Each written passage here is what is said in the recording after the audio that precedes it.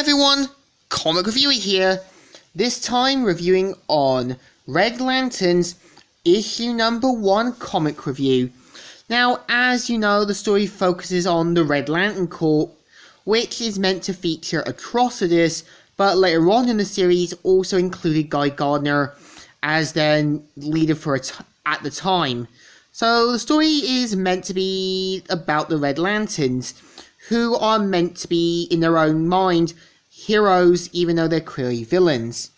And let's get on the story. It starts off how on a space sector 666 where someone is being tortured, and suddenly a cat known as Dexter shows up, and they're like, "I want the fur. Hold it down where I stood it. Sadists!" And so pretty much Dexter puts up a fight, and when Dexter says, "I hear the screams of your victims," and so he puts up quite a fight for a little guy, and eventually rips up a guy's scalp, and pretty much despite him putting up a fight, he ends up getting shocked down. Atrocitus shows up saying, "What are you doing to my cat?" And so he takes them down and even kills the last one and takes Dexter away. Meanwhile, in England, an old pensioner is being attacked by a mugger saying, "I fought a war for you little thugs like you. Oh, don't ask for a bloody history lesson, Grandad." And despite him putting up a fight, it does little to effect, and this guy pretty much murders an old man with no guilt or regret.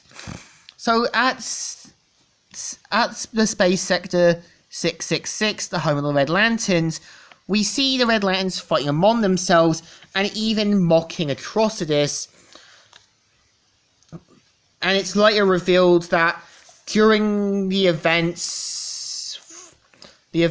which led to Colonel's death, Atrocitus's rage was only filled because of him and because of the Manhunters. Now, the problem with still acting like a continuation from the old Green Lantern comics, it doesn't feel like a new story. In fact, it's a really bad idea to continue it. So, Atrocitus has to find ways of making himself angrier,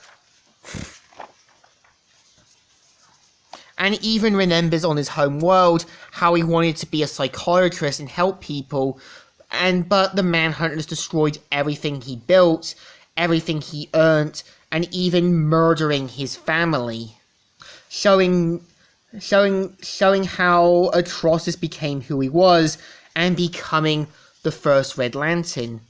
So, meanwhile, a young boy shows up, and his brother says, "You missed him. He died a few minutes ago." And so the kid says, "He was an old man who could do something like this." And given the fact that later on in one of the issues, he does become a Red Lantern, and he's basically meant to be similar to Hal Jordan and what his life would have been had he become a Red Lantern.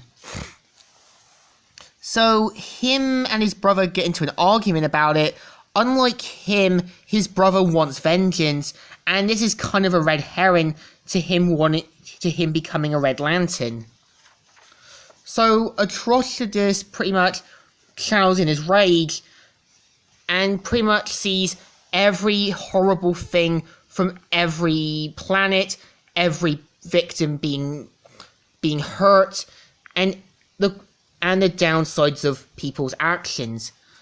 So Atrocitus pretty much uses what he can and says, "I will need followers who are prepared to follow me into the jaws of death and worse."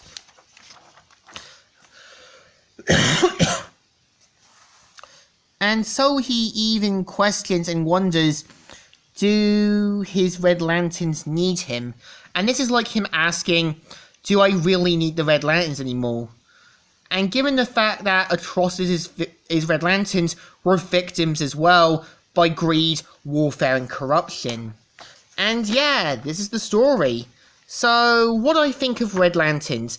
I think they should have started back to the beginning and just had Atrocitus as the first Red Lantern. It's a bad idea to continue the story, but it's still an alright issue. So it deserves a thumbs up. Still good and still alright. So, Comic Reviewer here, signing out.